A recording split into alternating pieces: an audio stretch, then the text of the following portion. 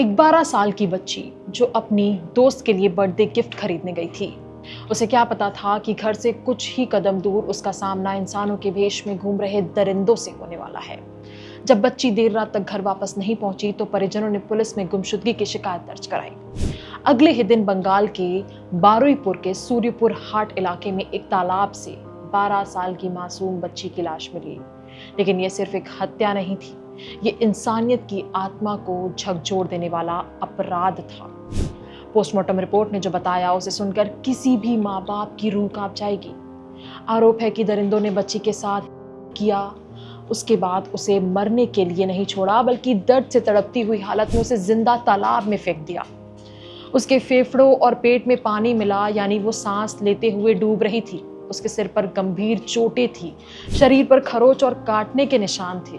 जांच में सामने आया कि या तो उसके सिर पर किसी भारी चीज से वार किया गया या उसे किसी सख्त सतह पर पटक दिया गया है।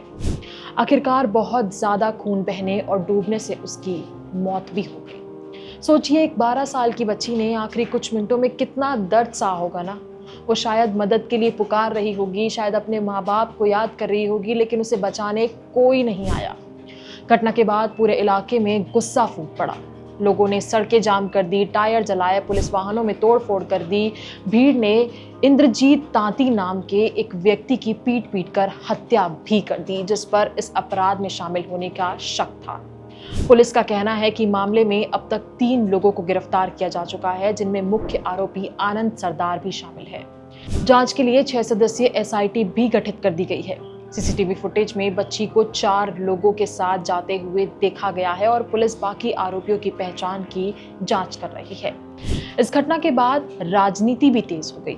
पूर्व मुख्यमंत्री ममता बनर्जी कैंडल मार्च निकालने सड़कों पर उतर गई और इस बच्ची को न्याय दिलाने के लिए प्रदर्शन करती नजर आई। तृणमूल कांग्रेस का यह भी कहना है कि जब ममता बनर्जी पीड़ित परिवार से मिलना चाहती थी तो उनके आवास के बाहर भारी पुलिस बल तैनात कर दिया गया, जबकि भाजपा ने इसे सामान्य सुरक्षा व्यवस्था बताया। बंगाल के मुख्यमंत्री शुभेंदु अधिकारी ने भी मृत बच्ची के पिता से फोन पर बातचीत की और उन्हें भरोसा दिलाया कि दोषियों के खिलाफ कानून के मुताबिक सबसे सख्त कार्रवाई की जाएगी। वहीं कांग्रेस सांसद इमरान प्रतापगढ़ी का भी वीडियो सामने आया, जिसमें वो वीडियो कॉल के जरिए पीड़ित परिवार से बात करते हुए नजर आए। आरोप प्रत्यारोप जारी है, लेकिन इस बीच सबसे बड़ा सवाल यही है कि क्या किसी भी राजनीतिक बयान से उस बच्ची के माँ बाप की दुनिया वापस लौट सकती है?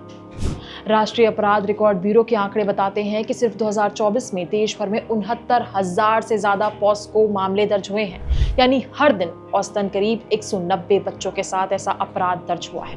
बच्चों के खिलाफ दर्ज कुल अपराधों में लगभग 37% मामले पॉक्सो के थे। और सबसे डराने वाली बात यह है कि ऐसे लगभग 97% मामलों में आरोपी कोई अनजान नहीं बल्कि परिवार या आसपास का परिचित व्यक्ति होता है।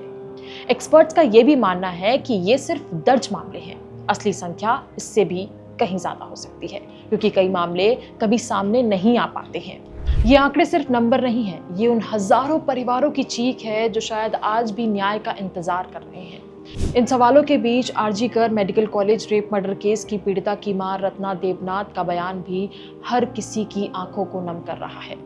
उन्होंने कहा कि मैंने एक बार फिर वही क्रूर घटना देखी है। मैं हमेशा यही कहती थी कि किसी भी माँ बाप या किसी भी बेटी को ऐसा दर्द ना झेलना पड़े, लेकिन ये दोबारा हो गया। ये बेहद दुखद है। कल पूरी रात मैं यही सोचकर रोती रही कि एक और माँ बाप को अपनी बेटी का ऐसा भयानक अंत देखना पड़ा। लेकिन आखिर में फिर वही सवाल, कब तक हर बार एक मोमबत्ती जलेगी, कुछ दिन गुस्सा दिखेगा, कुछ गिरफ्तारियां होंगी और फिर सब सामान्य हो जाएगा। कब तक माँ बाप अपनी बेटियों को घर से बाहर भेजते समय डर के साथ जीते रहेंगे और कब तक हमारा सिस्टम हर बार किसी मासूम की मौत के बाद ही जगेगा? क्योंकि सच यही है, उस 12 साल की बच्ची को तो सिर्फ सुरक्षित बचपन चाहिए था ना, और कुछ भी नहीं। इस पूरे मामले को लेकर आपकी क्या राय है? हमें कमेंट करके अपनी राय जरूर बताइए।